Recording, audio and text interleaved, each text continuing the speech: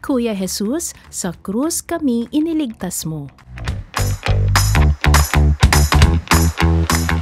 Ang mabuting balita ng Panginoon ayon kay San Juan.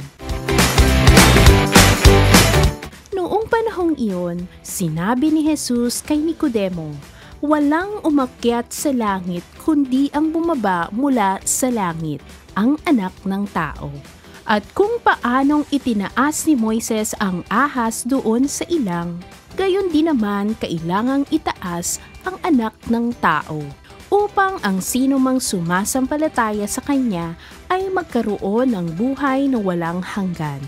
Gayon na lamang ang pag-ibig ng Diyos sa sanlibutan, kaya ibinigay niya ang kanyang bugtong na anak, upang ang sumasampalataya sa kanya ay hindi mapahamak, kundi magkaroon ng buhay na walang hanggan. Sapagkat sinugo ng Diyos ang kanyang anak, hindi upang hatulang maparusahan ang sanlibutan, kundi upang iligtas ito sa pamamagitan niya.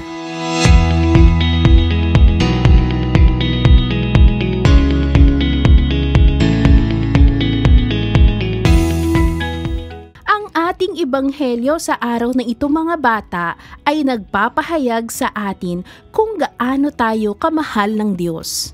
Narinig natin ang pahayag na ito, gayon na lamang ang pag-ibig ng Diyos sa sanlibutan. Kaya ibinigay niya ang kanyang bugtong na anak, upang ang sumasampalataya sa kanya ay hindi mapahamak, kundi magkaroon ng buhay na walang hanggan. Tunay na mahal tayo ng Diyos.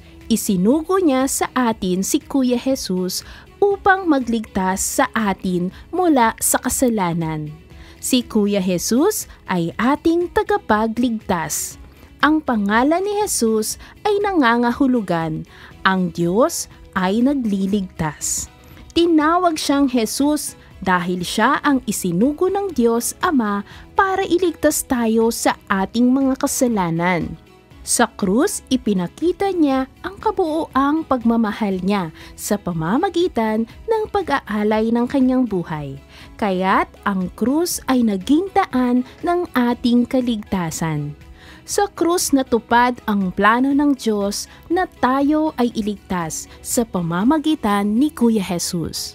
Kaya't kung paano sa panahon ni Moises ang mga Israelitang nakagat ng mga ahas na naniwala at tumingin sa ahas na yari sa tanso sa isang poste ay naligtas sa pagkakalason. Ipinahayag ni Kuya Jesus kay Nicodemo sa Ebanghelyo na ganyan rin ang pangyayari sa kanya. Siya'y itataas mula sa daigdig upang ang mga sumasampalataya sa kanya ay mabubuhay magpakailanman. Mga bata, tuwing 14 ng Setyembre ay ipinagdiriwang natin ang pagtatampok ng banal na krus. Itinatag ang kapistahang ito kasunod ng paghahanap ni Reyna Santa Elena sa tunay na krus ng ating Panginoong Hesukristo noong taong 324 AD. Ang krus ni Jesus ay tinaguri ang simbolo ng Kristiyano.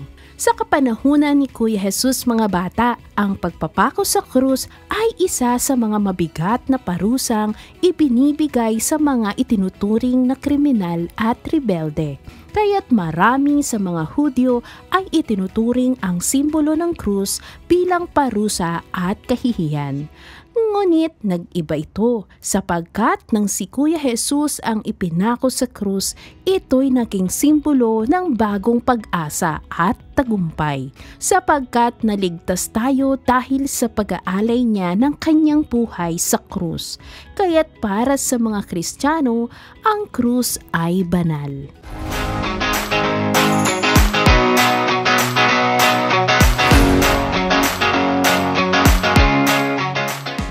Pasalamatan natin si Kuya Jesus dahil iniligtas tayo. Paano natin siya mapapasalamatan? Una, Gawin ng may galang ang tanda ng krus.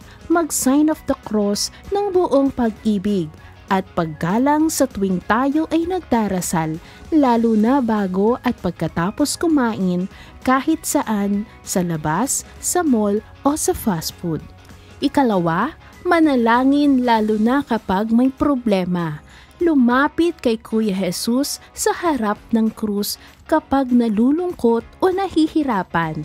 Sabihin sa Kanya ang iyong nararamdaman at pinagdadaanan. Ikatlo, magtiis at magmahal sa araw-araw. Magsikap sa pag-aaral kahit mahirap. Sumunod sa mga magulang, tumulong sa iba kahit pagod, at matutong magpatawad kahit nasasaktan ka.